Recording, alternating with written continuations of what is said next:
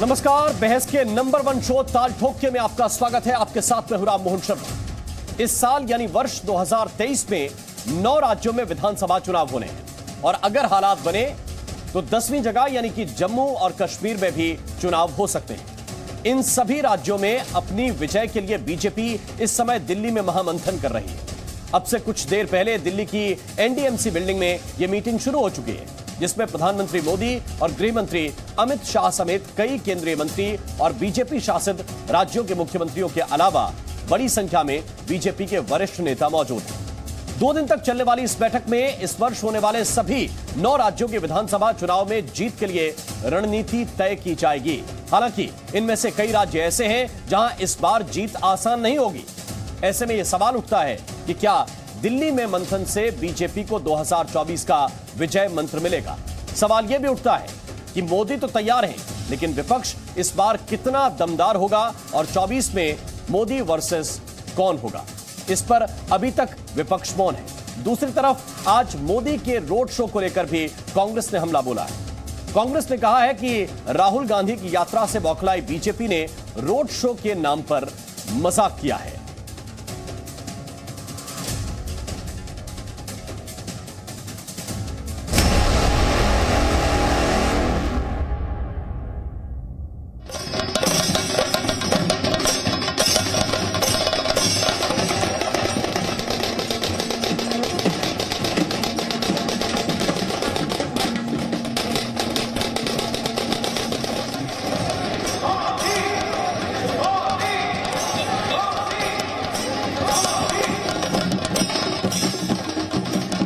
हमारे मोदी जी आज तक अच्छा ही करते आए हैं और आगे भी अच्छा ही करेंगे। 2024 में भी हम चाह रहे हैं कि हमारा प्रधानमंत्री हमारे मोदी ही बने। प्रधानमंत्री मोदी जी हर दिल अजीज हैं और पूरे वर्ल्ड में फेमस है।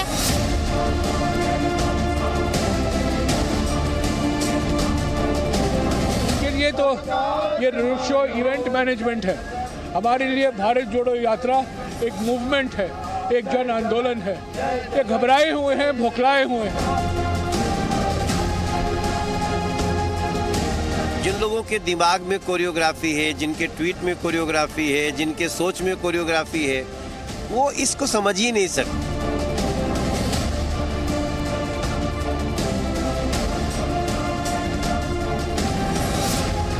गांधी जी की भारत जोड़ो यात्रा का असर है कि जो 8,500 करोड़ के विमान में टहलने वाले लोगों को राहुल गांधी जी ने प्रेरित कर दिया कि वो आज जमीन पर रोड शो करने के लिए मजबूर हो गए।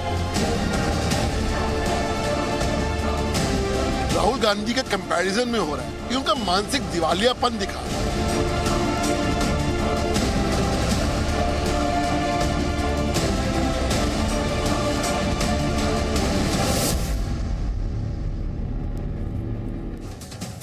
तो आज प्रधानमंत्री मोदी का रोड शो छोटा जरूर था, लेकिन इसका असर इतना हुआ कि कांग्रेस के लीडर यह कह रहे हैं कि मोदी जी को जमीन पर उतरना पड़ा क्योंकि राहुल गांधी दरअसल यात्रा कर रहे हैं और लंबी यात्रा कर रहे हैं। और इस लंबी यात्रा का परिणाम क्या होगा, ये भी कांग्रेस पार्टी मानकर चल रही है।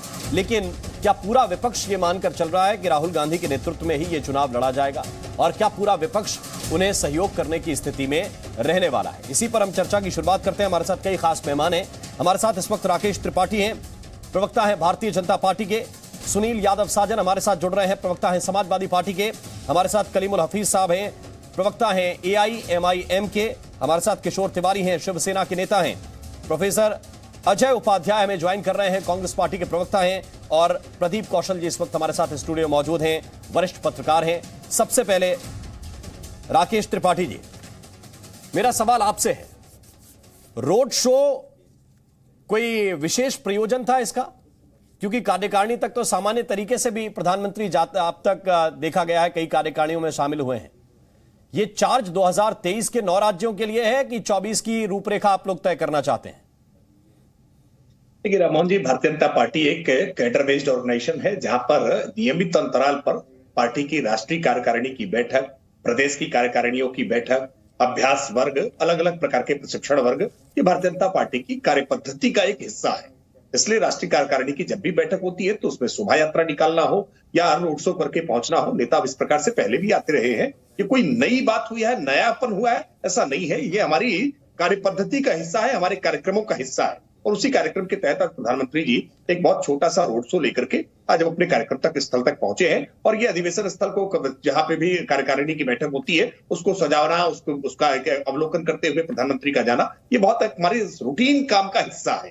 लेकिन इस बात को लेकर के कांग्रेस पार्टी को जब पीड़ा हो रही है, उससे एक बात समझ में आती है, क्या कांग्रेस पार्टी को ये बातें बहुत अनूठापन से लगता है, नवाचार लगता है कि ये भारतीय जनता पार्टी किस प्रकार की पार्टी है जहां पर इस प्रकार की विचार गोष्ठियां होती है, जहां पर इस प्रकार की वैचारिक प्रबोधन के लिए एक कार्यकारिणी की बैठकें होती हैं, जिसमें राजनीतिक प्रस्ताव रखे जाते हैं, आर्थिक प्रस्ताव रखे जाते हैं, पार्टी में अलग अलग वक्ता अपनी अपनी बातें कहते हैं। क्योंकि वहां तो केवल राहुल गांधी जी, सोनिया गांधी जी आदि गांधी परिवार का कोई एक व्यक्ति बोलेगा और बाकी सब वाह वाह करने का काम करते हैं। तो उनको बड़ा आश्चर्यजनक लगता है कि ये किस प्रकार की पार्टी जिसमें इस प्रकार की बैठकें, इस प्रकार की गतिविधियां होती हैं। लेकिन मैं मानता हूं कि आंतरिक लोकतंत्र के लिए, लोकतंत्र की अवधारणा को मजबूत करने के लिए हर राजनीतिक दल में इस प्रकार की गतिविधियों का होना बहुत आवश्यक है, जहां पर पार्टी का फोरम हो, जहां नेता खुल करके अपनी बातें रख सके, अपना विजन रख सके और उस पर अपने अपने विचार राज्यों के द्वारा भी रखे जा सके। मैं मानता हूं ये बहुत महत्वपूर्ण है। और राकेश त्रिपाठी जी, क्योंकि सवाल कई आपके हिस्से अभी आने वाले हैं, प्रोफेसर अजय उपाध्याय, क्योंकि कांग्रेस पार्टी के लीडर इसको ऐसे देख रहे हैं कि चूंकि राहुल गांधी एक लंबी यात्रा कर रहे हैं तो प्रधानमंत्री को भी जमीन पर उतरना पड़ा।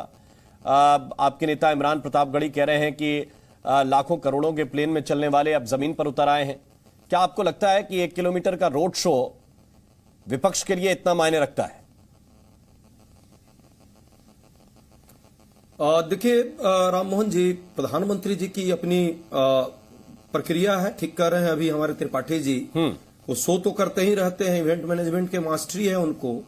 लेकिन आज के परिप्रेक्ष्य में जिस तरह से दिल्ली से जब यात्रा चली और जिस तरह 3-4 दिनों तक पूरी मीडिया वर्ग ने और पूरा देश का भाजपा और उनके पक्षीय लोगों ने जिस तरह वो माहौल बनाया था, कोरोना आ गया, कोरोना जा गया, कोरोना जग गया, कोरोना सो गया, सुबह से शाम तक 2 दिन। लेकिन अब उसके बाद कोई उस पर न चर्चा, न कोई उस पर कोई मैनेजमेंट, न कोई उस पर बात हुई।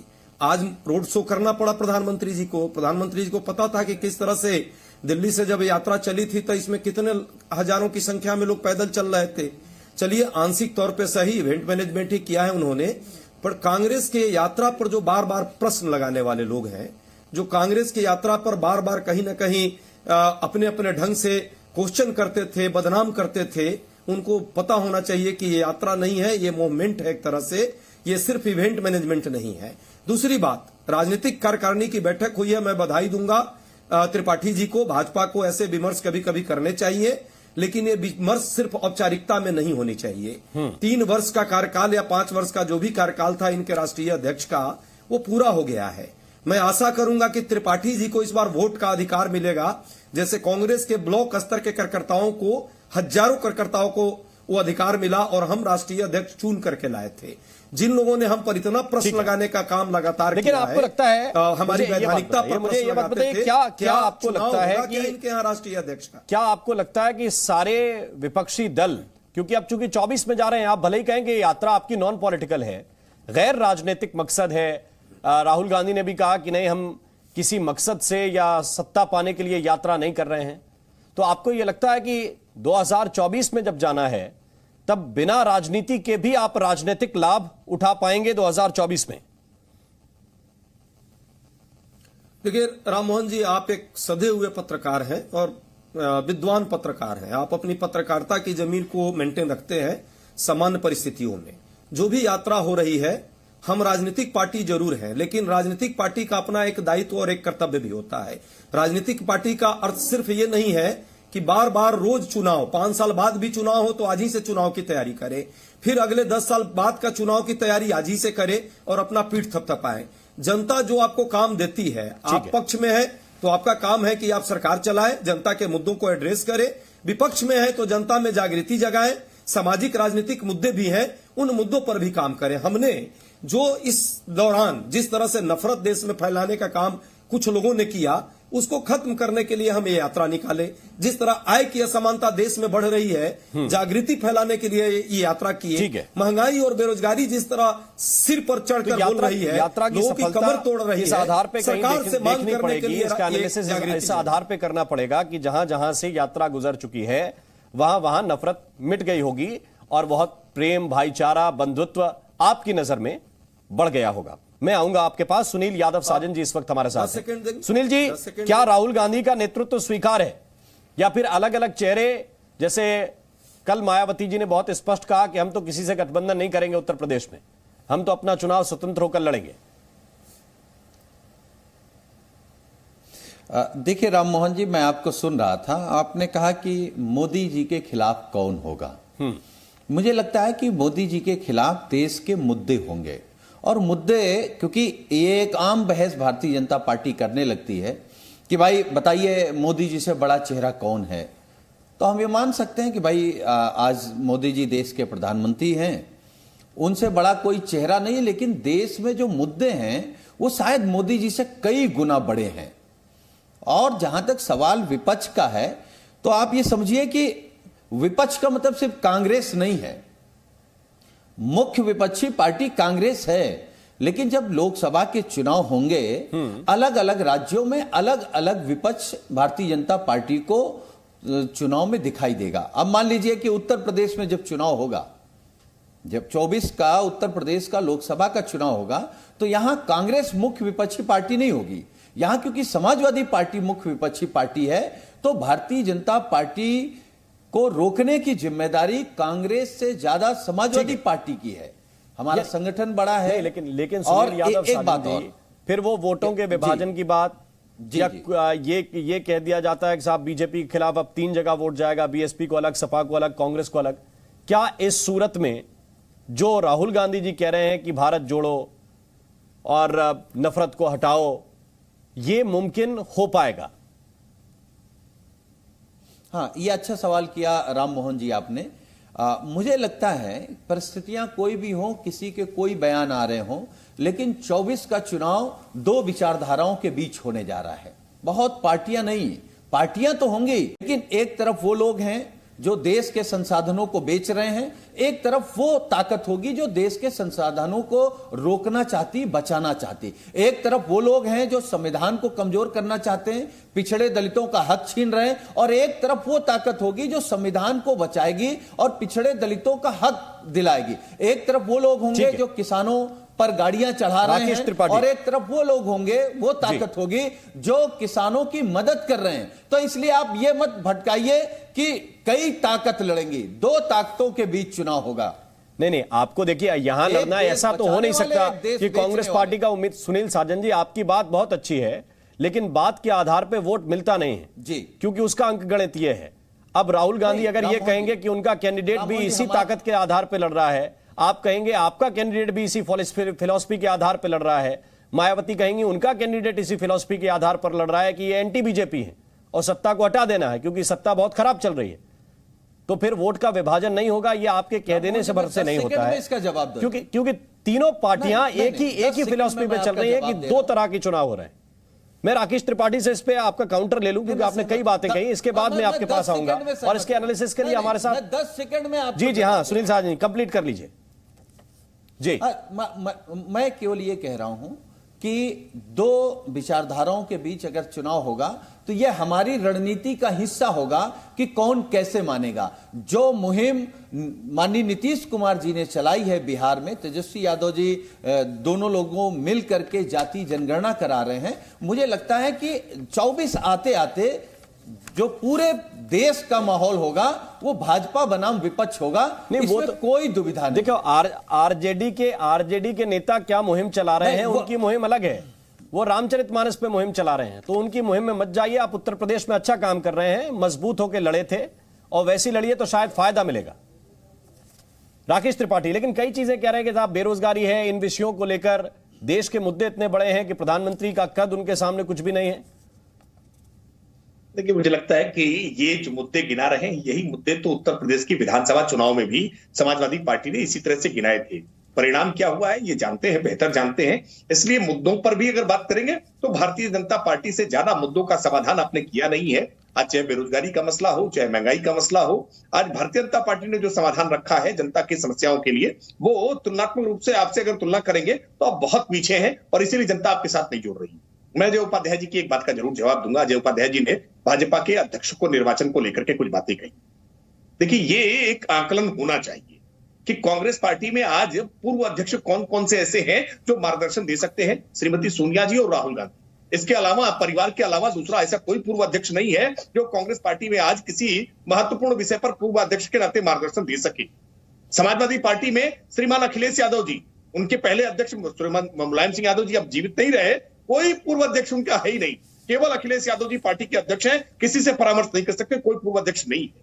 भारतीय जनता पार्टी की आप तुलना करके देखेंगे तो भारतीय जनता पार्टी में नितिन गडकरी जी मौजूद हैं, राजनाथ सिंह जी मौजूद हैं, लालकृष्ण आडवाणी जी मौजूद हैं, डॉक्टर मुरली मनोहर जोशी जी मौजूद हैं, वेंकैया नायडू जी मौजूद हैं, एक पूरी श्रृंखला, अमित शाह जी मौजूद हैं, एक पूरी पूर्व अध्यक्षों की श्रृंखला मिलेगी आपको। यानी ये लोकतांत्रिक है पार्टी के भीतर कि कोई सामान्य सहज कार्यकर्ता, दरी बिछाने वाला, झंडा लगाने वाला, लेकिन सामान्य कार्यकर्ता। उनका सवाल ये था, नहीं देखिए आपके पास मजबूती है और उसका परिणाम भी आप लोगों को मिल रहा है, इसमें दिक्कत नहीं है, लेकिन उनका सवाल यह था कि वो लोकतांत्रिक प्रक्रिया की एक एक कार्यकर्ता वोट करे फिर अध्यक्ष का चुनाव हो। नहीं, कितनी लोकतांत्रिक प्रक्रिया से चुनाव हुआ है। मल्लिकार्जुन खड़गे चुनाव जिस दिन उनका नॉमिनेशन हुआ उसी दिन यह तय हो गया था कि गांधी परिवार की ओर से सबसे लॉयल व्यक्ति का निर्वाचन हो गया। ये चुनाव तय हो गया है कि मल्लिकार्जुन खड़गे अब कांग्रेस पार्टी के अध्यक्ष बनाए जाएंगे। देखिए चुनाव का किस प्रकार का उपक्रम किया है, उपहास किया है, ये सब जानते हैं। भारतीय जनता पार्टी में परामर्श करके निचले स्तर की इकाइयों से नाम मांग करके एक एक करके इस स्तर पर बढ़ते हुए भारतीय जनता पार्टी में कोई सामान्य कार्यकर्ता जिसकी कोई पारिवारिक पृष्ठभूमि नहीं है, वो एक कार्यकर्ता पार्टी के सर्वोच्च पद तक जाता है। कलीमुल हफीज हमारे साथ हैं, उनके पास चलते हैं। AIMIM के अध्यक्ष असदुद्दीन ओवैसी तो राहुल गांधी से पूछते हैं कि आप साहब जिन हैं क्या? उनका नेतृत्व कहां स्वीकार होगा, आपको होगा? नहीं, सवाल तो देखिए अभी जो राकेश त्रिपाठी जी कह रहे थे या और भी हमारे जो वरिष्ठ पैनलिस्ट हैं वो ये बात कह रहे हैं कि आखिर नरेंद्र मोदी जी और उनकी सरकार के सामने चैलेंज क्या होगा जो 2024 होगी। उसमें आज 12 बजे ट्वीट किया इनके MP सुब्रमण्यम स्वामी ने कि नरेंद्र मोदी फेल हो गए हैं इकोनॉमी को संभालने में और चाइनीज एग्रेशन को संभालने में। तो ये दो मुद्दे अकेले ऐसे हैं जो भारतीय जनता पार्टी से संभलेंगे नहीं। इसीलिए आज बहुत सारे हमारे चैनल एक तरफ ये कह रहे हैं कि 1 किलोमीटर का ये शो था, छोटा शो था, दूसरी तरफ कह रहे हैं ये मेगा शो था। तो ये जो अंतर्द्वंद है इवन एंकर्स में ही, मैं आपके चैनल की बात नहीं कर रहा हूं, और बहुत सारे चैनल देखे मैंने, तो ये जो घबराहट है भारतीय जनता पार्टी में, इससे ये पता चलता है कि 2024 का जो चुनाव है वो अब देश मुद्दों पे लड़ेगा। और नरेंद्र मोदी जी का जो करिश्मा था कि वो अगर अपनी मां से भी मिलने जाते थे तब भी वो एक तरह से इवेंट बनाया जाता था, इसी तरीके से आज वो एक राष्ट्रीय कार्यकारिणी, जो एक नॉर्मल सी बात है, हर पार्टी की एक कार्यकारिणी होती है, हर पार्टी की एक मीटिंग होती है, लेकिन बीजेपी चूंकि अपने मुद्दे नहीं संभाल पा रही है तो इसलिए वो इस तरह के फोटो ऑप करती है और इस तरह का इवेंट मैनेज करती है। आपसे थोड़ा दूसरा था, आज के शो से ये साबित हो गया ताकत इससे मिलेगी, कितना नहीं मिलेगी, वो एनालिसिस हो सकता है और आपकी नजर में ये बेहतर एनालिसिस है। लेकिन मेरा सवाल यह था कि क्या आपको अकेले आप पर्याप्त हैं या फिर साथ में जाएंगे किसी के? नहीं देखिए, हमें तो हमारा वोट सबको चाहिए, चाहे वो बिहार की आरजेडी हो, यूपी की एसपी हो, बीएसपी हो, कांग्रेस हो या और सारी रीजनल पार्टीज हो और कांग्रेस, सबको हमारा वोट चाहिए। लेकिन हमारी लीडरशिप नहीं चाहिए। कितनी जगह हमारा वोट मतलब अल्पसंख्यक मुसलमान, तो ये आपका वोट हो गया अल्पसंख्यक मुसलमान, मगर इन्हें लीडरशिप नहीं चाहिए, इसलिए 21 पार्टी को बुलाएंगे, लेकिन हमारी पार्टी को न्योता तक नहीं देंगे। मुझे तो बताइए, अल्पसंख्यक वोट कलीमुल हफीज की पार्टी का वोट हो गया? नहीं, अभी मैं आपका सवाल सुन नहीं पाया। मैं ये कह रहा हूं, आप कह रहे हैं हमारा वोट, यानी AIMIM का वोट, सारा अल्पसंख्यक वोट AIMIM के खाते में, आप मान के चलते हैं कि हमारा वोट है? जाहिर देखिए, ऑल इंडिया मजलिस इत्तेहादुल मुस्लिमीन अल्पसंख्यकों की, गरीबों की और पिछड़ों की आवाज है। जाहिर बात है, जितने गरीब, पिछड़े और दबे कुचले लोग हैं, 99% उसमें मुस्लिम हैं और उन मुस्लिम्स का हम रिप्रेजेंटेशन करते हैं। तो किसी पार्टी को वो हजम नहीं है। वोट मिला आपको मुस्लिमों का? बताइए कि लेकिन वोट नहीं करते, भाषण करते हैं आप। मिला या नहीं मिला इससे मतलब नहीं है। मतलब यह है मतलब ये है कि क्या समाजवादी को जो वोट मिला है 80% से प्लस, क्या समाजवादी उनके मुद्दों पे बोलती है? एक भी किसी मुद्दे पे जुबान खोलने को तैयार नहीं है। तो जब हम उनके मुद्दे उठाते हैं, हम उनकी बात करते हैं, तो जाहिर बात है वो वर्ग हमसे अपने आप को कनेक्ट करता है, हम उससे कनेक्ट करते हैं। तो क्या उससे जो हमारा कनेक्शन है और उसकी जो जिम्मेदारी है, क्या विपक्ष की ये जिम्मेदारी नहीं कि ये उनका ख्याल रखें, उनको भी अपनी एक बात का उत्तर दीजिए, फिर मैं इस पर समाजवादी पार्टी से आपका रिएक्शन जरूर ले लूंगा, क्योंकि जो आपने कहा, एक बात का उत्तर दीजिए। आप कह रहे हैं कि ये हमें बुलाते ही नहीं है, बुला लें तो जाएंगे? जी आप बताइए कि ये कौन सी आखिर भारतीय जनता पार्टी को हराने के लिए विपक्षी एकता की बात करते हैं, जब एक इतने बड़े दड़े को छोड़ देंगे? ये सिर्फ छोड़ते इसलिए हैं क्योंकि इनको कोई किसी तरह की भी लीडरशिप पसंद नहीं है मुस्लिम्स में। ये चाहते ये हैं कि इनके वोट मिल जाए लेकिन लीडर कोई ना बने, ये हमारे हमेशा मातहत रहे। जी आप ओवैसी जी का वोट मांगते हैं, काम करते नहीं, उनके लिए यह आरोप है। नहीं, ओवैसी जी का क्या वोट है, यही तो हम जानना चाहते हैं। ये लोग धर्म के नाम पर राजनीति कर रहे हैं और मुसलमान भाइयों के वोट को अपना वोट कह रहे हैं। अरे आपके पूरी पार्टी में जितने मुस्लिम लीडरशिप होंगे उससे ज्यादा हमारे एक जिले में मुस्लिम लीडरशिप है। नहीं, सुनिए आप सुन लीजिए, हम तो नहीं बीच में बोल रहे थे। मैंने कहा आपकी पार्टी में जितने मुस्लिम लीडरशिप होंगे उससे ज्यादा हमारे एक जिले में मुस्लिम लीडरशिप है, और हमारे मुस्लिम लीडरशिप के सामने कहां टिकते हैं? अच्छा, तो अगर आप लोग देश के खिलाफ बात ना करें तो आपको कोई पूछे ना, क्या बात करते हैं आप? धर्म के नाम पर नफरत फैलाना ये राजनीति है? ये उनके हक हुकूक की लड़ाई लड़ रहे हैं। कौन से हक हुकूक की लड़ाई लड़ रहे हैं? आप परेशान मत होइए, नफरत की बात करने से कोई आपके साथ जुड़ने नहीं जा रहा। आपकी बीजेपी को जो मदद करनी है सो करिए, लेकिन पूरा देश जान गया है कि कौन किसकी मदद कर रहा है, और पूरा देश 2024 में आपको और भाजपा को दरकिनार करके चुनाव करने जा रहा है।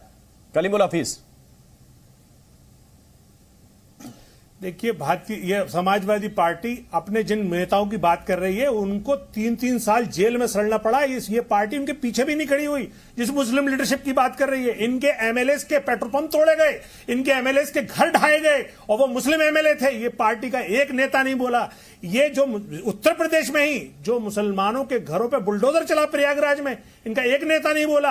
आज मुसलमानों पे जो तकलीफें गुजर रही हैं, एक नमाजियों पे एफआईआर होती है, मुरादाबाद में एक घर में नमाज पढ़ने पे एफआईआर करा दी वहां की सरकार ने। ये समाजवादी सोती रही, और ये समाजवादी जब बिल्किस बानो जैसे प्रकरण होते हैं तो उस पर जुबान उनकी सिल जाती है। वोट के टाइम पे इन्हें वोट चाहिए, और उसके अलावा जब मुद्दे आते हैं, मसाइल आते हैं, तो ये भाग जाते हैं, तब ये बन जाते हैं, बिल्कुल घर में छुप जाते हैं। इसलिए जनता सब जानती है, जनता ने एक प्रयोग कर लिया, आपको वोट देके देख लिया, आप में ताकत नहीं है। आप सिर्फ मुस्लिम वोट से ही जितने तुम्हें आपको वोट मिले उतने आपके कैंडिडेट हैं। अगर मुस्लिम वोट नहीं होता तो आप वहीं आ जाते सिंगल डिजिट में। आप ठीक है, ये है, आप मुसलमान आप पे भरोसा करने वाला नहीं है। लेकिन पिछला चुनाव देखे कलीमुल हफीज इसको बताता नहीं है, क्योंकि आपने भी पूरी ताकत लगाई थी, बहुत सी सभाएं की थी उत्तर प्रदेश में आके। राकेश त्रिपाठी में आ रहा हूं, आपको इस मुद्दे पे एक तरह से रस आ रहा है, लेकिन अभी थोड़ा सा इंतजार कीजिए। किशोर तिवारी, मेरा सवाल यह है कि शिवसेना का क्या पक्ष है? राहुल गांधी बेहतर विकल्प है, ये यात्रा बेहतर चीज है, या रोड शो? नहीं, मैंने सुना सुनील यादव, अजय उपाध्याय और राकेश त्रिपाठी जी को भी सुना मैंने, और एआईएम का भी पक्ष देखा। लेकिन मैं बताता हूँ, महाराष्ट्र में हम कांग्रेस के साथ हैं, लेकिन मैं मेरी पार्टी की भूमिका भी स्पष्ट करता हूँ।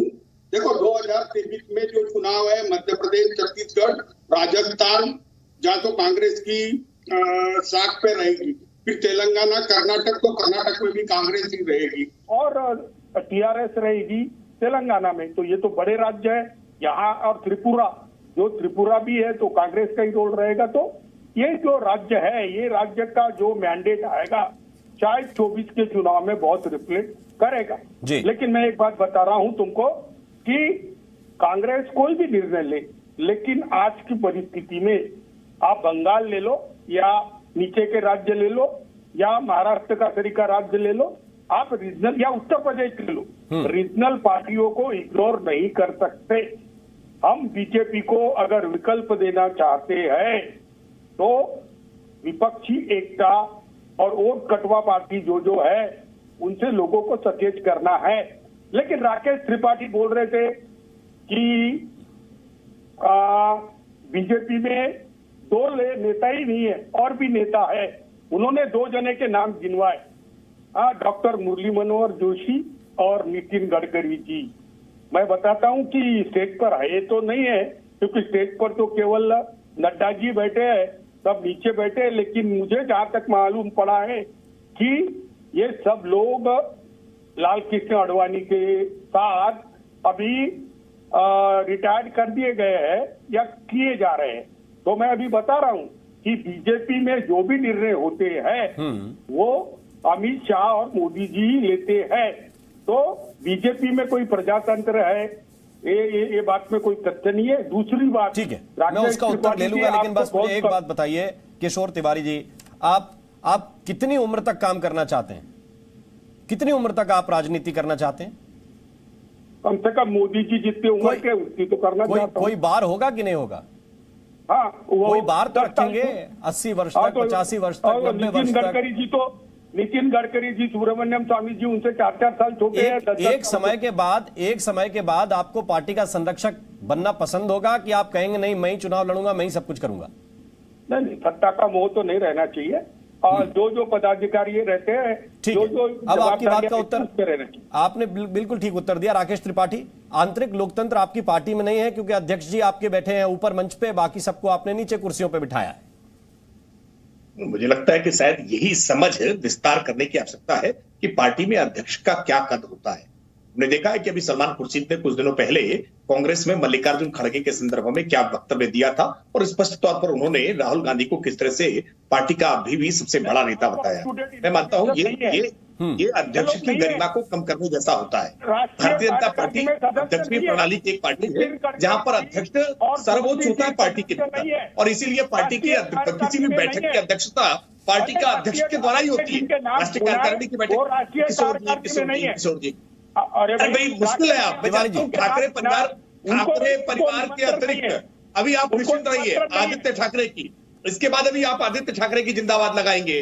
अभी एक एक करके ठाकरे परिवार की, ये जो परिवार के नाम पर राजनीतिक दल चलते हैं ना, एक परिवार की मिल्कियत के आधार पर कि एक पिता के बाद पुत्र, पुत्र के बाद पोता, उसके बाद उनका पुत्र, यही प्रक्रिया चलती रहेगी। और ये लोग आकर के आज लोकतांत्रिक प्रणाली पर जब चर्चा करते हैं तो आश्चर्य होता है। एक मिनट, इनकी बात कंप्लीट हो जाए फिर वापस आपके पास आऊंगा, फिर प्रदीप जी के पास। शिवसेना की हो, देखिए तमाम सारे ऐसे पारिवारिक दल हैं। ठीक है, मैं मेरी बात तो रख लूं जी। किशोर तिवारी, देखिए ये जो वंश परंपरागत से उम्मीदवार चुने जाते हैं, बाप एमपी था या बाप पार्टी का अध्यक्ष था, वो तो गलत बात है। लेकिन अब मतदारों को भी तो समझाना पड़ेगा। लेकिन मैं राकेश त्रिपाठी आपको इतनी बताना चाहता था कि ना ही तो मुरली मनोहर जोशी, ना ही तो नितिन गडकरी राष्ट्रीय कार्यकारिणी के सदस्य है, और 14 लोगों को निमंत्रण भी दिया गया नहीं है। मेरी जिंदगी जानकारी ठीक तौर पर कहा कि भारतीय जनता पार्टी एकमात्र ऐसी पार्टी है जहां पर पूर्व अध्यक्षों की एक लंबी श्रृंखला है जिनसे भारतीय जनता पार्टी किसी भी विषय पर परामर्श कर सकती है। उसमें नितिन गडकरी जी भी है, लाल आडवाणी जी भी है, मुरली मनोहर जोशी जी भी है, उसमें वेंकैया नायडू जी भी है। आज भारतीय जनता पार्टी के अलावा दूसरा कोई राजनीतिक दल बताइए जिसमें 3 या 4 पूर्व राष्ट्रीय अध्यक्ष हो, इनसे परामर्स हर पार्टी में केवल एक परिवार के लोग ही उनके आधार पर ही केवल पार्टी चल रही है। ये दुर्भाग्यपूर्ण है। ये आंतरिक लोकतंत्र। ठीक है राकेश जी, किशोर जी, ठीक है, आप दोनों का पक्ष आ गया है। मैं प्रदीप कौशल जी आपसे यह समझना चाहता हूं, ये जो कार्यकारिणी है, ये 2023 में जो 9 राज्यों के चुनाव हैं उन पर फोकस्ड होकर काम करना है, क्योंकि हर राज्य की चुनौतियां अलग अलग हैं। राजस्थान अलग तरह का चुनाव है, मध्य प्रदेश में ज्योतिरादित्य सिंधिया के आने के बाद अलग तरह के समीकरण है, त्रिपुरा के समीकरण अलग हो गए हैं क्योंकि कांग्रेस और एक तरह से लेफ्ट साथ साथ चल रहे हैं। तो ये 9 राज्यों को लेकर अलग अलग रणनीति बनाने को लेकर है, या 24 को लेकर जो नरेंद्र मोदी अपने स्टाइल में चुनाव लड़ते हैं, जो पिछला लड़ा उन्होंने, उस तरफ फोकस करने का प्रयास है? अभी जो राष्ट्रीय कार्यकारिणी हो रही है, भाजपा का जहां तक रणनीति बनाने का प्रश्न है, 9 राज्यों के अंदर जो विधानसभाओं के चुनाव हैं उनके संदर्भ में, वो तो पहले से ही उस पर पार्टी आगे बढ़ रही है, काम कर रही है। ये जो अवसर है वो अपने कार्यकर्ता को संदेश देने के लिए है, देश को संदेश देने के लिए है, और कैसे आगे मैसेजिंग करनी है। तो पार्टी के जो प्रमुख नेता हैं, सदस्य हैं राष्ट्रीय कार्यकारिणी के, ये उनको एक संदेश दिया जाएगा ताकि वो उसको आगे ले जा सकें। इसके अंदर प्रस्ताव पास होंगे आर्थिक स्थिति के ऊपर, अंतर्राष्ट्रीय विषयों के ऊपर, और देश की वर्तमान राजनीति जो है उसको लेकर के। एक बात उठ रही है बार बार कि भाजपा जो है वो राहुल गांधी जी के उससे डर करके कर रही है। मुझे लगता है ये जो राजनीतिक संवाद में ये डर वाला एक विषय है, अक्सर केजरीवाल जी के मंच से भी आता है, कांग्रेस के मंच से भी आता है, तो उसका आकलन कैसे किया जाए डर का? आखिरकार चुनावी परिणाम जो निकलते हैं तो वही पता चल जाता है कि किसको किससे कितना डरने की आवश्यकता है। ये तो अनर्गल बात अवश्य है, पर यह जरूर है कि अभी विपक्ष जो है उसकी स्थिति स्पष्ट होनी बाकी है कि वो क्या रणनीति अपनाएगा। भारतीय जनता पार्टी को चुनौती देने के लिए कृत संकल्प है, इसमें कोई संशय नहीं है, लेकिन नेतृत्व जो है वो बहुत बड़ी कठिनाई है उसको लेकर के। दूसरी कठिनाई है कि सीटों का गठबंधन कैसे, सीटों का बंटवारा कैसे होगा, कौन दल कितनी सीट लड़ेगा। तीसरा, नेतृत्व कौन करेगा? ममता बनर्जी किसको नेता मानती हैं? मायावती जी किसको नेता मानती हैं? मायावती जी तो सभी सीटों पर कम से कम उत्तर प्रदेश में चुनाव लड़ने जा रही हैं। तो कुल मिलाकर के विपक्ष की जो स्थिति है उसमें अभी बहुत अनिश्चितता बनी हुई है। भाजपा तो इस अवसर का, क्योंकि 3 महीने के अंदर भाजपा की राष्ट्रीय कार्यकारिणी को अपनी बैठक करनी भी होती है, उनके लिए ये आवश्यक है, तो वो कार्यकारिणी हो रही है, उसमें पार्टी अपना संकल्प देगी, अपना संदेश देगी कार्यकर्ता को। जहां तक रणनीति का प्रश्न है वो तो बंद कमरे में बैठ करके होगी, और उसके ऊपर पहले से काम हो रहा है। 144 सीट हैं जिनको चिन्हित किया गया है, जिनको भाजपा अपनी दुर्बल सीटें मानती है, जिन सीटों के ऊपर वो चुनाव नहीं जीती है कभी, उन सीटों को कैसे चुस्त दुरुस्त किया जाए।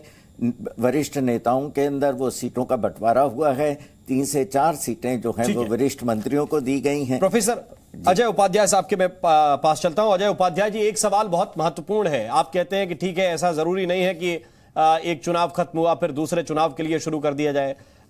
इलेक्शन मशीनरी आप लोग नहीं हैं, आप लोग कार्यकर्ता हैं, जनता के बीच रहते हैं, लेकिन जब आप बीते 2 चुनावों में जनता का मैंडेट देख चुके हैं लोकसभा के, इसके बावजूद क्या इतने आराम से, या जिसको कहिए कि इतने आराम तलब होकर आप कहें कि नहीं हम तो सामान्य तरीके से चलेंगे, सामान्य तरीके से जीतेंगे? क्या आपको लगता है कि एक एग्रेसिव कैंपेन की आवश्यकता आप लोगों को नहीं है? देखिए, चुनाव के समय, चुनाव का जो एक नियत समय है, उस समय में जो भी एग्रेसिव कैंपेन होता है वो करती है सभी पार्टियां, करनी भी चाहिए। राजनीतिक क्षेत्र में जब आप हैं और चुनाव के मैदान में है तो निश्चित तौर पे होना चाहिए। आपका प्रश्न बहुत ही वाजिब है, लेकिन क्या जिस सत्ता के लिए सत्ता पक्ष को जो मैंडेट दिया, मान लीजिए कल गुजरात में आप चुनाव जीत गए, हिमाचल में हम चुनाव जीत गए, और हम दोनों राज्यों में कल ही से फिर अगले 5 साल पहले बाद के लिए चुनाव का प्रचार करना शुरू कर दें। रादर की जो सत्ता लोगों ने दी है जनता के कल्याण के लिए, उस काम में लगाया जाए लोगों को। नहीं, एक बात जैसे हमारी सरकार ने क्या किया, आपकी बात जायज है, पहली मंत्रिमंडल की बैठक में जो हमने वादे, मेरा एक पॉइंट है इसमें अजय हम उन वादों पर मेरा एक पॉइंट है, उसको शायद आपको भी समझना पड़ेगा कि सरकार और संगठन इसलिए 2 होते हैं। अब आपकी पार्टी के अंदर एक जिले में अगर 5000 कार्यकर्ता हैं तो उनमें से एक जिले में कितने लोग सरकार चलाएंगे? 5-10 इनको जिम्मेदारी देंगे ना आप? नहीं, आप मुझे समझाइए अच्छी तरह से। वो जो बचे हुए 4995 हैं उनका क्या कीजिएगा? उनको संगठन के काम में नहीं लगाएंगे? राम मोहन जी मुझसे प्रश्न कर रहे हैं। जी आपसे। राम मोहन जी, जो आप प्रश्न कर रहे हैं, कार्यकर्ता का काम क्या है? कार्यकर्ता का काम सरकार की नीतियों को, यदि सरकार कोई काम करेगी तो उस सरकार की नीतियों को, यदि सत्ता पक्ष में है तो उसको जनता के बीच ले जाएगी। ठीक है, उसको कन्विंस करने का प्रयास करेगी कि देखो हमने ये काम किया है, चाहे वो विकास के काम हो, महंगाई बेरोजगारी के मुद्दे हों, जनता के कल्याण के मुद्दे हों, इन मुद्दों पर बहस होगी, विमर्श होगा, राजनीतिक विमर्श खड़ा करेंगे। ये नहीं है कि हम आज चुनाव हार गए या आज जीत गए और कल से ही अगले 5 साल पहले की चुनाव की रणनीति सिर्फ करें, जनता के मुद्दों पर हम काम न करें। मेरा ये आपको आग्रह है कि सभी पॉलिटिकल पार्टी को, चाहे वो कांग्रेस पार्टी हो, अन्य पार्टी हो, लेकिन मेरा सवाल आपसे इसलिए था जनता के मुद्दों पर चुनाव क्या इसलिए लड़े करें, जाते हैं। वो दूसरा विषय है, लेकिन जो हार गए हैं वो घर पे हाथ बांध के बैठे हैं। हाँ, हार गए हैं, वो हार गए हैं, उनका काम है सत्ता पक्ष में जो काम नहीं करेंगे जी, उनके मुद्दों पर कम से कम जनता के बीच जागरूकता फैलाना, जो हम कर रहे हैं। नफरत हटाओ, देश में यदि नफरत पैदा हो रही है, उन नफरत पर प्रश्न करना, हिंसा पर प्रश्न करना, ये विपक्ष का काम है। राहुल गांधी जी कर रहे हैं, महंगाई और बेरोजगारी पर प्रश्न किया जाए, जनता में जागरूकता फैलाएं हम। मैंने आप यात्रा को सिर्फ यात्रा मत समझिए, ये कुल मिलाकर देश में जो मुद्दों की राजनीति है वो कांग्रेस पार्टी कर रही है और उसका परिणाम वो कह रहे हैं कि 2024 में प्राप्त करेंगे।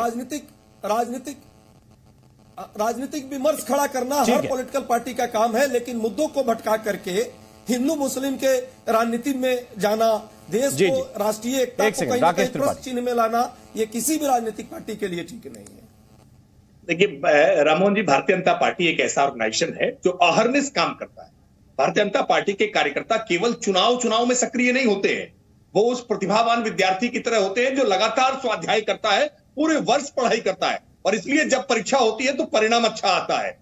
सपा, बसपा, कांग्रेस, आरजेडी, जेडीयू जैसी पार्टियां, शिवसेना जैसी पार्टियां, ये केवल परीक्षा के दिन पाठ्यक्रम उलटना शुरू करती हैं, फिर कोई गाइड, कोई चिट, कोई नकल इसकी तलाश करती हैं, और फिर जब परिणाम विफल हो जाता है तो कभी इलेक्शन कमीशन पर दोष ठहराएंगे, कभी ईवीएम पर दोष ठहराएंगे, कभी मीडिया पर ठीकरा फोड़ने लगेंगे और फिर कहेंगे जनता को बरगला लिया गया है। सच्चाई है कि भारतीय जनता अच्छा आप अभ्यास करते हैं हिंदू मुस्लिम के मुद्दों पर, त्रिपाठी जी, अच्छा आपके विद्यार्थियों के पास ज्ञान है, वो नफरत फैलाने का काम करते हैं। इतने बूथ में भूतवाद कभी भी काम आपका एक कार्यकर्ता करता है, विश्व हिंदू परिषद का हो, आरएसएस का हो, भाजपा का जो कार्यकर्ता है, ये अच्छा काम करता है। सच में आपने अच्छा कहा है, इसमें प्रांगत है आपके कार्यकर्ता, और यही पढ़ाई दिन भर होती है आपकी योजनाओं को जनगण तक पहुंचाने का। राकेश त्रिपाठी, सुनील साजन अपनी बात कहना चाह रहे हैं इस पे। मैं आऊंगा आपके पास, हिंदू मुस्लिम पे आपको चर्चा करने की इच्छा है, मैं उस पे भी आऊंगा, लेकिन एक मिनट रुक जाइए, पहले सुनील साजन को आने दीजिए। देखिए राम मोहन जी, क्योंकि बीजेपी के प्रवक्ता ने इससे पहले 2 बातें कही थी, वो दोनों पे हमारी आपत्ति है। एक तो उन्होंने कहा कि प्रधानमंत्री जी के सामने मुद्दे कोई नहीं है, ये बात कह करके जो देश में महंगाई से जूझ रहा है उसको गाली है, जो बेरोजगार डिग्रियां लेकर के घूम रहा है, रोजगार नहीं है, उसको गाली है। आप क्यों अपमानित कर रहे हैं देश को? देश में आपको मुद्दे नहीं दिखाई दे रहे हैं? डीजल पेट्रोल के दाम आपको नहीं दिखाई दे रहे हैं, गैस के दाम नहीं दिखाई दे रहे हैं, बेरोजगारी नहीं दिखाई दे रही है, नफरत नहीं दिखाई दे रही है? क्या आप क्या बात कह रहे हैं? और दूसरी बात आपने कहा, क्षेत्रीय दलों को आप खट से कह देते ये तो भाई परिवार की पार्टी है, एक जाति की, 2 जाति की, 4 जाति की पार्टी है। आप बताइए, भारतीय जनता पार्टी की माई बाप जो है वो आरएसएस है, आरएसएस राष्ट्रवादी अपने को कहते हैं। बताइए 90 सालों में कितने ओबीसी और एससी आरएसएस का प्रमुख बन गया, या भविष्य में कौन प्रमुख बन जाएगा? अरे आपसे ज्यादा जातिवादी कौन है? आपसे ज्यादा झूठ बोलने वाला कौन है? और अभी आपने कहा कि भारतीय जनता पार्टी बड़ी तैयारी करती है। हम जानते हैं तैयारी इस बात की करते हैं बंद कमरे में कि पिछड़ों का आरक्षण कैसे छीना जाए, दलितों का उत्पीड़न कैसे किया जाए, मुसलमानों के बीच नफरत कैसे फैलाई जाए, गरीब को और गरीब कैसे बनाया जाए, अपने दोस्तों को दुनिया का सबसे बड़ा आदमी कैसे बनाया जाए, इसकी आप तैयारी करते हो। संविधान कैसे कमजोर हो, इसकी तैयारी करते हो। देश के संसाधन कैसे बेच दे, अब जवाब लीजिए राकेश त्रिपाठी आप लोग। ठीक है, देखिए झूठ फैलाने का कितना भी प्रयास करिए, भारतीय जनता पार्टी एकमात्र ऐसी पार्टी है जिसने ओबीसी को संवैधानिक आयोग, ओबीसी आयोग को संवैधानिक दर्जा देने का काम किया है। ओबीसी आरक्षण को लेकर आप झूठ फैलाते रहिए। सच्चाई यह है कि उत्तर प्रदेश में निकाय चुनाव के संदर्भ में ओबीसी आरक्षण को लेकर के Bharatiya Janata party supreme court तक गई कि बिना ओबीसी आरक्षण के हम निकाय चुनाव नहीं संपन्न कराएंगे। ये झूठ फैलाना बंद कीजिए। ओबीसी वर्ग के लोगों को मेडिकल शिक्षा में आरक्षण मिले, ये पहली बार भारतीय जनता पार्टी के कार्यकाल में हुआ, वरना इससे पहले ओबीसी के नाम पर मलाई बहुत लोग खाते रहे लेकिन बोल नहीं फूटते थे। तो भ्रम फैलाना बंद कीजिए। आपके तमाम सारे भ्रम ऐसा मुसलमानों के संदर्भ में फैलाते थे आप, वो भी भ्रम ऐसे करके टूट गया है। भारतीय जनता पार्टी ने अपनी सरकार की उपलब्धियों के आधार पर आज जो 22 लाख करोड़ रुपए सीधे डीबीटी स्कीम के तहत हमने खाते में पहुंचाए हैं ना, लोगों ने महसूस किया है कि कैसे भ्रष्टाचार की भेंट चढ़ जाया करते थे। जब 12 करोड़ हमने शौचालय आज लोगों तक पहुंचाए हैं ना, लोग उसके नाते भारतीय जनता पार्टी को वोट करते हैं। जो 6 करोड़ परिवारों तक सीधे पेयजल हमने घर से नल से जल पहुंचाया है ना, उसके नाते भारतीय जनता पार्टी को वोट मिला है। 3 करोड़ जो हमने आज प्रधानमंत्री आवास पहुंचाए है ना, उसके कारण भारतीय जनता पार्टी को वोट मिला है। कि हमारा गरीब संकल्प जो हमने लिया है ना, गरीबों के लिए जो कल्याण किया है, इसके कारण जनता हमारे साथ है। जी कलीमुल हफीज साहब, क्या ये जो द्वंद्व है बड़ी पार्टियों का, इन सब के बीच जिस बात को लेकर कंसर्न थे प्रोफेसर अजय उपाध्याय कि ये हिंदू मुस्लिम की बात नहीं होनी चाहिए, एक तरफ से आप, दूसरी तरफ से आरोप बीजेपी के ऊपर कि ये लोग ये करते रहते हैं और इनके घमासान में बेचारा पूरा विपक्ष पिस जाता है, आप लोगों को आधे आधे वोट मिल जाते हैं। नहीं, ये बात तो सच है कि अभी एक हफ्ते पहले जो आरएसएस प्रमुख ने जो एक इंटरव्यू दिया, उसमें वो अपनी पुरानी जो उनकी सन 1939 का जो गोलवालकर जी का जो विचार था कि इसमें सिर्फ एक वर्ग को रहने का अधिकार है, सिर्फ हिंदू रह सकते हैं, बाकी अल्पसंख्यक खासतौर से मुसलमान और ईसाई और यहूदी का यहाँ पे नागरिकता का भी अधिकार नहीं होगा, उसी पे फिर वापस ले आए। लेकिन बीच बीच में खूब ढोंग किया आरएसएस ने, कहा कि सबका साथ, सबका विकास, किसी को डरने की जरूरत नहीं है, फिर उसे आराम से 80-20 करा। हाँ जी हाँ, उन्होंने ये कहा कि किसी को डरने की जरूरत नहीं है, लेकिन साथ में राइडर लगा दिया, मगर आपको अपने आप को अच्छा समझना छोड़ना होगा। आप मुझे बताइए, कोई होगा ऐसा कोई शख्स जो अपने आप को अच्छा नहीं समझेगा? कोई माँ ऐसी होगी जो अपनी औलाद को अच्छा नहीं समझेगी, कोई औलाद ऐसी होगी जो अपने माँ को अच्छा नहीं समझेगी। ऐसे ही जब कोई भी शख्स अपने धर्म को मानता है तो उसे अच्छा बिना समझे मान लेगा वो। तो एक सिर्फ वो बात थी जो गोलवालकर जी का निशाना था या आरएसएस का जो टारगेट था कि ये देश को बांटना चाहते हैं, जो इन्होंने शुरू से जो जिसके चलते देश का विभाजन हुआ था, जिस विचारधारा के चलते इसको और आप जोड़ना चाहते कहा जाता है, उसको फिर से दिया। क्यों? उसको क्यों जिंदा किया आरएसएस ने? चूंकि उस आज उनकी सरकार है भारतीय जनता पार्टी के रूप में, वो हर मोर्चे पे विफल है। यहां तक कि मैं एक आंकड़ा दे दूं सिर्फ राम मोहन शर्मा साहब आपको, कि पिछले 6 महीने में 37% से ज्यादा क्रूड ऑयल सस्ता हो चुका है। जो 54 रुपए था वो इस टाइम 37 रुपए 35 रुपए है, लेकिन पेट्रोल और डीजल आम जनता को उसी रेट में बिक रहा है। जो ये पैसा बच रहा है इसके लिए अब इससे जो है उनके अपने जो दोस्त हैं वो अमीर हो रहे हैं, सरकार उन पर खर्च कर रही है। तो जो आम जनता को सुकून मिल सकता था वो भी भारतीय जनता पार्टी देने को तैयार नहीं है। तो ना रोजगार इनसे सृजित हो रहे हैं, ना इनसे महंगाई कंट्रोल हो रही है, ना इकोनॉमी संभल रही है, ना चाइनीज एग्रेशन का ये मुकाबला कर पा रहे हैं। और लेकिन देश को भ्रमित करने के लिए ये और फिर भी जीतते जा रहे हैं, लिए आते हैं देश को बांटने का, नफरत फैलाने। फिर भी जीतते जा रहे हैं। नहीं, अब नहीं जीतेंगे। अब तक जो होना था वो हो गया। उसमें आरोप यह है कि उसमें आरोप यह है आपके ऊपर कि आप जिता रहे हैं, आप लोग माहौल बनाते हैं, वो तो केवल वोट ले जाते हैं। नहीं, सारा माहौल असदुद्दीन ओवैसी क्रिएट करते हैं। देखिए, ये आरोप है आपके ऊपर। भाई देखिए, अफसोस तो यही है ना, इसीलिए तो कहा ना कि हम लैला हैं, यानी भारतीय जनता पार्टी तो हमारी वफादारी पाठक है हमारे साथ, और कांग्रेस हमारा वोट ले, लेकिन हमें सुब्रत पाठक जी इस वक्त हमारे साथ जुड़ गए हैं, कन्नौज से बीजेपी के सांसद सुब्रत पाठक साहब। मिलकर हमें बदहाल कर दिया। आज के रोड शो से प्रधानमंत्री जी ने जो रोड शो किया, क्या आपको लगता है कि ये 2024 का शंखनाद एक तरह से हो गया है? नहीं, देखो, प्रधानमंत्री जी लगातार आपने देखा होगा कि कहीं पर किसी भी कार्यक्रम को लेकर जाते हैं तो जनता के बीच में जरूर जाते हैं। तो आज का कार्यक्रम भी रोड शो के माध्यम से जनता के बीच में प्रधानमंत्री जी रहे, प्रधानमंत्री जी जनता के बीच में रहते ही हैं। तो इसमें लोकसभा से जोड़ने का ऐसा कोई विषय नहीं है, मुझे लगता है। और चूंकि 2024 का लोकसभा भी श्री प्रधानमंत्री श्री नरेंद्र मोदी जी के नेतृत्व में ही भारतीय जनता पार्टी लड़ेगी, तो इसमें कोई दो राय नहीं है। अगर उनके नेतृत्व में लड़ेगी तो आप जानते हो कि फिर 14 के बाद 19 में भी बड़ी सुनामी भाजपा के पक्ष में होगी। लेकिन विरोधी कह रहे हैं कि ये दरअसल खासतौर से कांग्रेस के लोग, कि आप लोग ये रोड शो पे इसलिए उतरे क्योंकि राहुल गांधी की यात्रा बड़ी सफल हो गई है।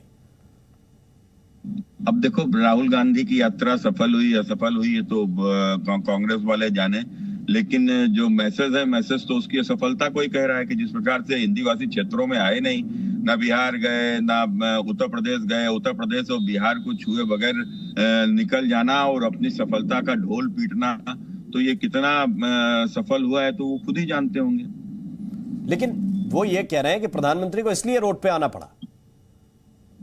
नहीं, देखिए, प्रधानमंत्री जी जमीन के व्यक्ति हैं। प्रधानमंत्री जी कोई सोने की चम्मच लेकर पैदा नहीं हुए किसी बड़े विशेष घर में, तो इसलिए प्रधानमंत्री जी सदैव जमीन से जुड़े हैं और जमीन से जुड़े रहते हैं। लेकिन ये अगले 9 राज्यों के लिए क्या आपको बूस्टर देके जाएगी आज की कार्यकारिणी? देखो, निश्चित रूप से आप जब ये मान के चलो कि हमारी कोई भी कार्य समिति होती है तो आगामी कार्यक्रमों की सफलता को लेकर ही उसके ऊपर चर्चा होती है। तो आगामी जो भी कार्यक्रम है, माने इस साल जिन राज्यों में चुनाव है वहां के चुनाव के ऊपर भी जरूर चर्चा इस राष्ट्रीय कार्य समिति में होगी। और जब चर्चा होगी, उसकी प्लानिंग होगी, तो निश्चित रूप से आप मानकर चलिए कि मोदी जी के नेतृत्व में माननीय राष्ट्रीय अध्यक्ष जी नड्डा जी, माननीय हमारे अमित भाई शाह जी के इनके नेतृत्व में जब कोई भी रणनीति बनती है तो रणनीति सफल होती ही है। आपके विरोधी ये कह रहे हैं कि ये जो आभा मंडल आप लोग बनाए हुए हैं, इसके सामने मुद्दे बहुत बड़े बड़े हैं। महंगाई है, बेरोजगारी है, पिछड़ों के साथ आप लोग जिस तरह से अन्याय कर रहे हैं, ये आरोप आपके ऊपर लगा रहे हैं। ये सारे विषय के आगे मोदी जी का मैजिक इस बार चलने वाला नहीं है। देखो, एक पिछड़े का बेटा जब इस देश का प्रधानमंत्री बना तो उसने पिछड़ों को न्याय दिलाने का काम किया। आप एक स्तर से न शुरू होकर कई स्तर पर देख लीजिए। सबसे पहले इस देश में पिछड़ों के सबसे बड़े नेता और जो इस देश की आजादी के साथ साथ इस देश को एकता के सूत्र में पिरोने में भी जिनका सबसे बड़ा योगदान रहा, ऐसे सरदार वल्लभ भाई पटेल को कहां पर छोड़ दिया था कांग्रेस ने और अन्य राजनीतिक दलों ने। उनको महत्व देने का काम किसने किया? प्रधानमंत्री श्री नरेंद्र मोदी जी के नेतृत्व में भारतीय जनता पार्टी ने किया और विश्व की सबसे बड़ी प्रतिमा उनकी स्थापित की। इसके अलावा पिछड़ा आयोग का गठन किसने किया? ये पिछड़ा आयोग का गठन करने का काम भी भारतीय जनता पार्टी की सरकार में नरेंद्र मोदी जी के नेतृत्व में ही हुआ है। और पिछड़ों को 27% अलग से आरक्षण। सुनील यादव साजन आपकी बात का जवाब देना चाह रहे हैं, समाजवादी पार्टी के प्रवक्ता सुनील यादव जी बोलिए। ये कोई जवाब दे नहीं सकते। ये खासकर ये समाजवादी पार्टी वाले लोग, इनकी नजरों में इस विषय पे जरूरी है। 250 करोड़ की कोठी में रहता है, वो बड़े बाप की औलाद है, वही पिछड़ा है। एक गरीब का बेटा नरेंद्र मोदी कभी पिछड़ा उनकी नजरों में हो ही नहीं सकता। सुनील यादव, देखिए ऐसा है, नहीं ठीक है। देखिए ऐसा है, ये संघ से निकले लोग हैं और इनका मकसद, मैंने कहा ना, मैंने अभी राकेश त्रिपाठी जी से पूछा था, मैं कन्नौज के सांसद से पूछ रहा हूं, आप बताइए आरएसएस को मानते हो राष्ट्रवादी और ऐसा संगठन जो 90 साल का, आप पिछड़े और दलितों की बात करते हो, 90 साल में पिछड़ा दलित कोई प्रमुख नहीं बना। हम कह रहे हैं भविष्य की कोई तारीख बता दो कि पिछड़ा और दलित प्रमुख बन जाएगा आरएसएस का। ये सिर्फ एक मानसिकता के लोग हैं जो पिछड़े और दलितों का शोषण करना चाहते हैं, पिछड़ों के नाम पर राजनीति करते हैं। आप क्यों उत्तर प्रदेश में, ये बताओ क्या, अच्छा मैं कह रहा हूं, आपकी सरकार ने क्यों कोशिश की उत्तर प्रदेश में? जी अरे मुलायम सिंह जी के परिवार के अलावा कोई दूसरा राष्ट्रीय अध्यक्ष बनेगा क्या समाजवादी पार्टी में? छोड़ो, आप पिछड़ों की बात करते हो, आप यादवों में ही बताओ, क्या कोई दूसरा यादव बन सकता है उस परिवार में? अखिलेश जी के बाद कोई दूसरा राष्ट्रीय अध्यक्ष बन सकता है क्या? इस तरीका की बात करने वाले लोग जिनकी नजरों में केवल पिछड़ा वही है जो मुलायम सिंह जी के परिवार में जन्मा हो, केवल पिछड़ा वही है जो 200-250 करोड़ की कोठी में रहता हो, एक चाय बेचने वाले का बेटा। तो आप लोगों की नजरों में कभी पिछड़ा नहीं हो सकता, क्या बात है ना? ये आपका, यही आपकी मानसिकता है और आप केवल अगर आप बांध लो कि हमें केवल झूठ ही बोलना है तो झूठ का कोई आधार नहीं। झूठ बीजेपी से बेहतर कोई नहीं बोल सकता, ये तो हम भी स्वीकार कर रहे हैं, देश स्वीकार कर रहा है कि झूठ आपसे बेहतर कोई नहीं बोल सकता। लेकिन आप कर क्या रहे हैं पिछड़े दलितों के लिए, ये सवाल है। आपने मूर्ति लगा दी इस देश में कितने पिछड़ों को, इस देश में कितने पिछड़ों को मकान, पक्के मकान दिए गए? नौकरी कितने? इस देश में कितने पिछड़ों को, कितने ऐसे किससे अनुसूचित समाज के लोगों को पक्के मकान दिए गए? हमारी सरकार ने दिया। आपकी सरकार तो स्वयं के बंगले बना रही थी। कहीं अखिलेश जी का बंगला बन रहा था, कहीं शिवपाल जी का बंगला बन रहा था, कहीं राम गोपाल जी का महल बन रहा था, कहीं अच्छे का महल बन रहा था, कहीं धर्मेंद्र का महल बन रहा था। आप तो परिवार के महलों कोठियां बनाते रहे। हम लोगों ने गरीब पिछड़ों के मकान बनाए हैं, हम लोगों ने गरीब अनुसूचित जाति लोगों के मकान बनाए हैं, एक मकान नहीं करोड़ों की संख्या में बनाए हैं। हम लोगों ने गरीबों को शौचालय दिए हैं, हम लोगों ने उज्ज्वला योजना के माध्यम से गैस चूल्हा सिलेंडर दिए हैं, हम उनकी चिंता करते हैं किस प्रकार से उनके घर में 6,000 रुपए ये केवल उत्तर प्रदेश सेंट्रिक हो जाएगा, लेकिन बात पूरे देश की हो रही है, बात दिल्ली की भी हो रही है, मध्य प्रदेश की भी हो रही है, पूरे देश की हो रही है। इसलिए जहां से हम शुरू हुए थे वो बात फिर से सुननी चाहिए कि ये दरअसल चर्चा क्यों हो रही है। यात्रा है, एक तरफ रोड शो है, और यात्रा और रोड शो के बीच में किसकी तरफ देश जा रहा है, इस रेस में देश किसकी तरफ है, बात इस पर हो रही। जरा ये प्रतिक्रियाएं पहले आप सुनिए।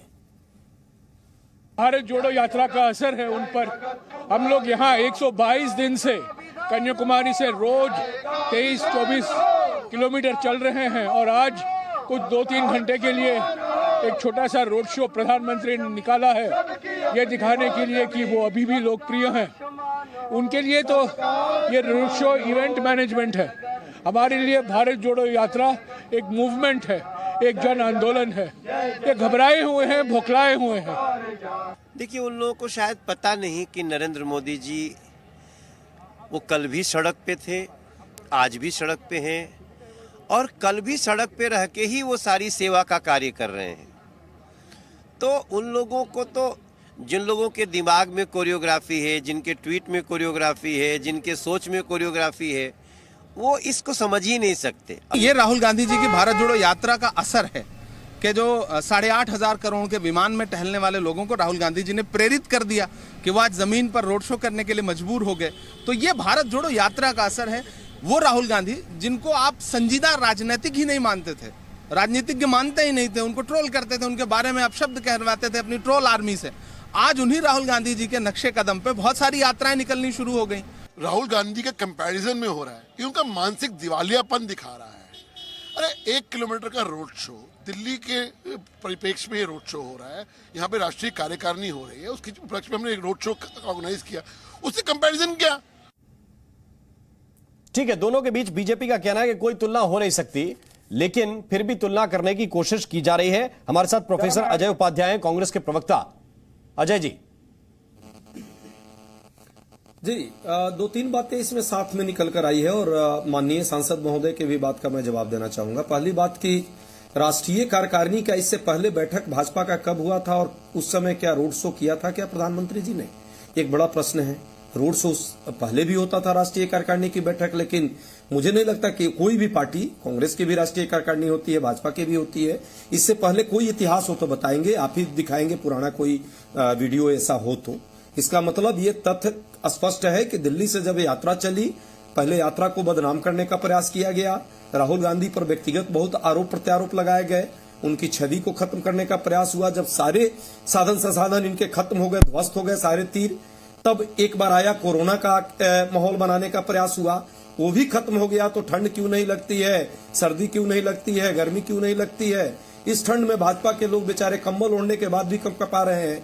अब एक नया तरीका है, कोई अच्छी बात है। मैं तो कहता हूं ये पॉजिटिव मैं मानूंगा कि माननीय प्रधानमंत्री जी को जनता के बीच जिस तरह राहुल गांधी हजारों की संख्या में लोगों के बीच आकर के लोगों का सुन रहे हैं, लोगों की आवाज बनने का प्रयास कर रहे हैं, उस तरह माननीय प्रधानमंत्री जी को भी आना चाहिए, सबकी आवाज को सुनना चाहिए। बिना सुने कैसे चलेगा कि देश में क्या हो रहा है, नहीं हो रहा है। राष्ट्रीय कार्यकारिणी 10 सेकंड से, राष्ट्रीय कार्यकारिणी के जो बहुत सारे विस्तृत यहाँ पे ब्यौरा दिए जा रहे हैं। एक मुद्दा है राम मोहन जी, और ये सच है, चुनाव आयोग ने अंतिम टाइम दे रखा है, इनको अपने भाजपा के राष्ट्रीय अध्यक्ष को नॉमिनेट करना है। ये चुनाव नहीं इनके यहाँ होगा, और जनता ये पूछेगी। कांग्रेस के जब चुनाव की प्रक्रिया हमने शुरू की, उससे पहले से हम पर प्रश्न किए जा रहे थे, हमने तो चुनाव करा लिया, आप कब चुनाव कराएंगे? ये देश की जनता जवाब दे रहा है। ठीक है, सुब्रत पाठक जी। नहीं, देखो ये राहुल गांधी से प्रधानमंत्री श्री नरेंद्र मोदी जी की तुलना बार बार करते हैं, और जबकि राहुल गांधी तो आज पहली बार सड़क के ऊपर आए हमको दिख रहे हैं, जबकि प्रधानमंत्री जी तो सड़क से निकले हुए हैं। जो व्यक्ति एक गरीब पिछड़े परिवार में पैदा हुआ, जो बचपन में कभी चाय बेचता था, बांटता था, जिसके पिताजी चाय बनाते थे, जिसने गरीबी को नजदीक से देखा, जिसने गरीबी को नजदीक से झेला, जिसने गरीबी से संघर्ष किया, और लगातार संघर्ष करते हुए देश के लिए, अपने संगठन के लिए काम करते हुए जो व्यक्ति यहाँ तक पहुंचा है, वो किसी की सिफारिश से नहीं पहुंचा है, वो अपने पिताजी के कारण से नहीं पहुंचा है। वो व्यक्ति केवल अपने परिश्रम, अपनी कर्मठता के कारण से यहाँ तक पहुंचा है और जनता के बीच से ही निकल कर आया है और जनता के बीच में रहा है। पहली बार इस देश के भीतर नरेंद्र मोदी जी के नेतृत्व में सरकार बनने के बाद में प्रधानमंत्री कोई देश का हुआ जिसने कहा कि सरकार वह है जो